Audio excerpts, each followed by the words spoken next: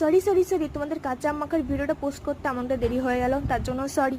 এরপর কি গাছ থেকে তাড়াতাড়ি করে আমগুলো পেড়ে এনে তারপর ছোটো ছোটো করে পিস করে নিলাম। কিন্তু পিস করলে কি হবে, এর মধ্যে যদি কোনো কিছু নাই দেওয়া হয়, মশলাই না দেওয়া হয়, তাহলে তো আম মাখা পুরো বৃথা। তাই দিয়ে দিলাম এর মধ্যে সানরাইজের শুকনো লঙ্কার গুঁড়ো, তারপর দিয়ে দিলাম এভারেস্টের চাট মশলা।